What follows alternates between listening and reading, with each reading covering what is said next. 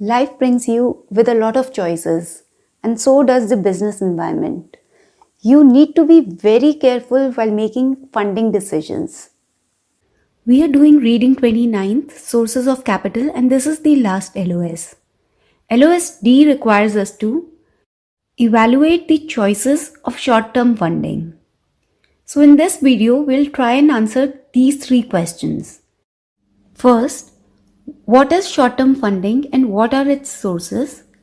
2. What the objectives of short-term funding strategies are. And 3. What are some important considerations before opting for short-term finance? Let's begin with what is short-term funding. Short-term loans are the loans that must be paid back quickly within a period ranging from 6 months to a year and up to 18 months. And what are the sources of short-term funding? There are basically three sources of providing short-term finance. They are banks, money markets, and others. So how does a bank provide short-term finance to businesses? The bank provides finance in the form of short-term and self-liquidating loans. Some of the major short-term finances that a bank provides are 1. Single payment notes. These are the short-term notes that require single payment instead of monthly installments. Second, lines of credit. They are the arrangement between the banks and the borrower where a limit is fixed up to which they can withdraw or take loan for a short-term period up to 1 year. There are two types of lines of credit. One, committed, where the management fee is paid to have a formal contract, and B, uncommitted. We discussed about this in the first LOS. Then the third is revolving credit agreement.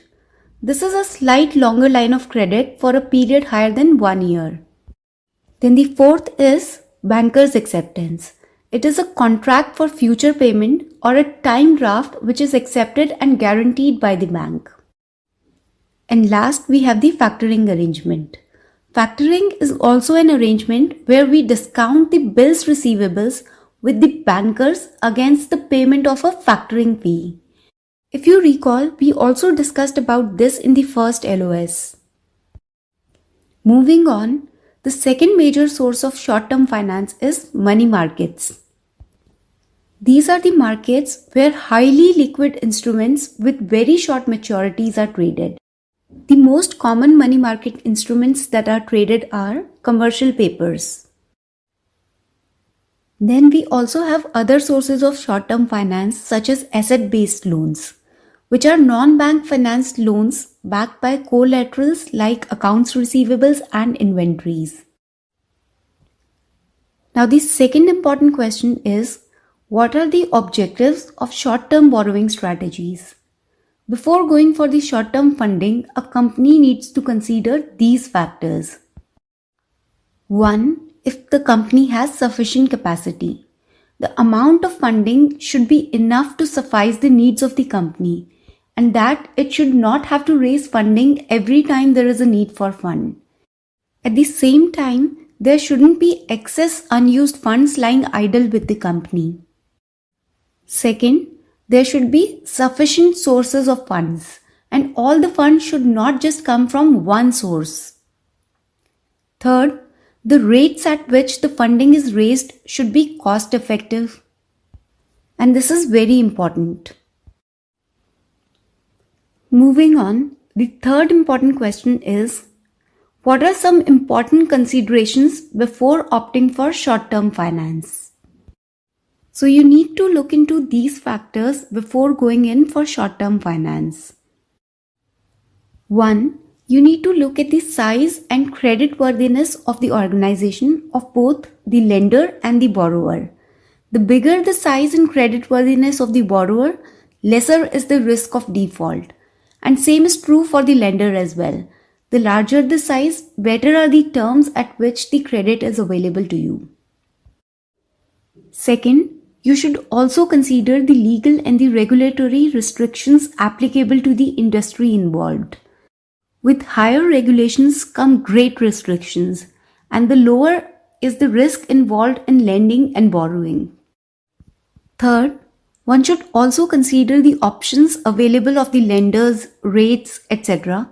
A sufficient access to the options make the borrowing more economical. And the fourth important factor that must be considered is the flexibility of borrowing options.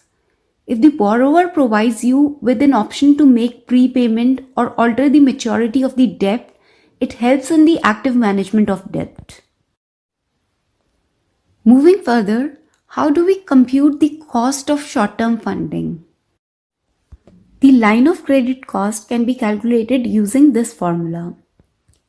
Interest plus commitment fee divided by loan amount. Then the banker's acceptance cost can be calculated by dividing interest by the net proceeds, where net proceeds equals loan amount minus the interest. And the cost of a commercial paper can be calculated with the help of this formula. CP cost equals interest plus dealer's commission plus backup line cost divided by loan amount minus interest or the net proceeds. And the backup line cost here is the cost to roll another commercial paper to pay for the maturing one. So that's it with reading 29 sources of capital. I hope this chapter is very much clear to you. However, if there are any queries, you can contact us through our website ProCFA.com. There you can also find the study material and question bank for this topic and other topics also. Take care and study as much as you can and practice more than you study. Take care. Bye-bye.